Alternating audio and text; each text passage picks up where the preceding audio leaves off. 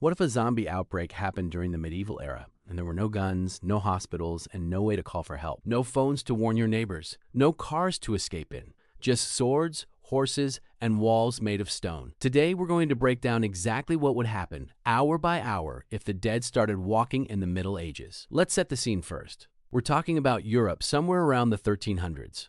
Castles, kingdoms, small villages scattered across the countryside. A population that barely understands basic medicine. People at this time already believed disease was caused by bad air or punishment from God. So imagine trying to explain a zombie virus to someone who doesn't even know what a virus is. This is the world our outbreak begins in, and it's actually the perfect storm for something like this to spread fast. So how would it even start? Most likely, it begins in a small village. Someone gets bitten by an animal, or maybe there's a strange illness moving through a town after a trade caravan passes through.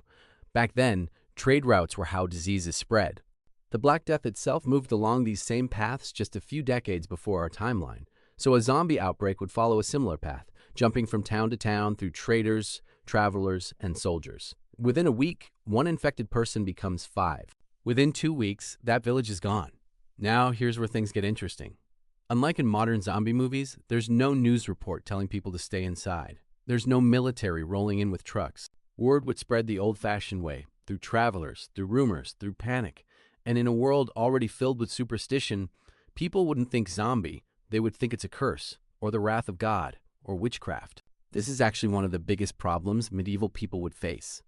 Instead of treating this like a disease that needs to be contained, they would treat it like a spiritual problem. Priests would be called instead of healers.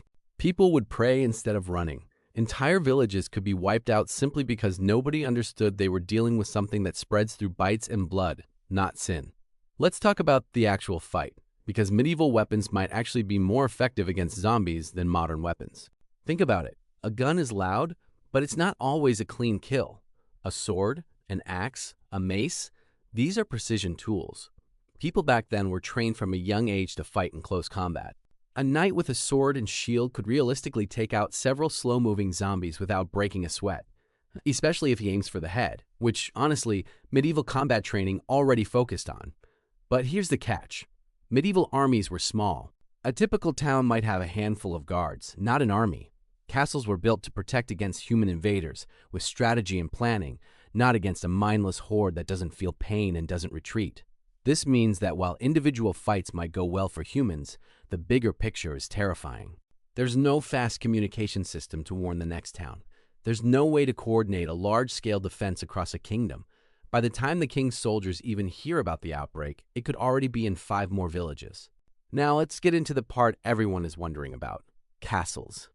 You'd think castles would be the perfect zombie-proof shelter, right? Stone walls, a moat, a drawbridge, and honestly, you're not wrong. Castles would actually become some of the safest places during an outbreak like this. The problem is getting there safely, and the problem is what happens once you're inside. If even one infected person makes it inside before the gates close, that entire castle becomes a death zone with nowhere to run.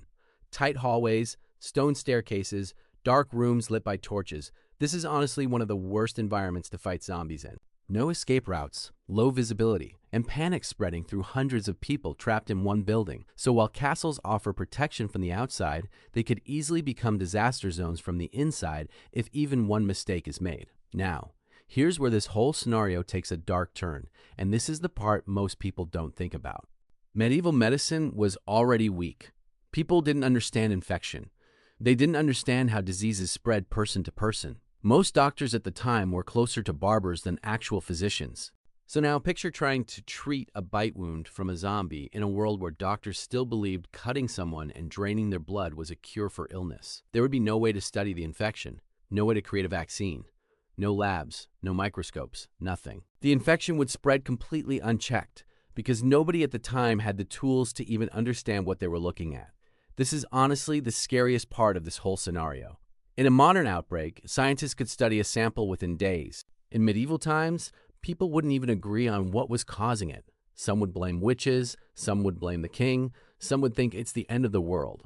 And while everyone is arguing about the cause, the outbreak keeps spreading. So how would this all end? Realistically, a zombie outbreak in the medieval era would not be a fast-moving disaster like in the movies. It would be slow, brutal, and incredibly hard to stop because of how disconnected and uninformed the world was at the time. Entire regions could fall before any real defense is organized. Kingdoms could collapse simply because there was no unified response, no fast communication, and no understanding of what was actually happening. But here's the twist. Because medieval society was already broken into small, somewhat isolated communities, some villages and castles far from trade routes could survive completely untouched. Isolation, which was normally a disadvantage in medieval times, would suddenly become one of the best forms of protection. So in the end, a medieval zombie outbreak wouldn't destroy the entire world. It would create pockets of survival surrounded by total chaos. Some kingdoms would fall in weeks. Others, simply by being far away and isolated, might never even know an outbreak happened until soldiers stumble into a ghost town months later.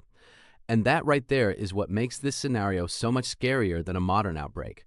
It's not the zombies that make this dangerous.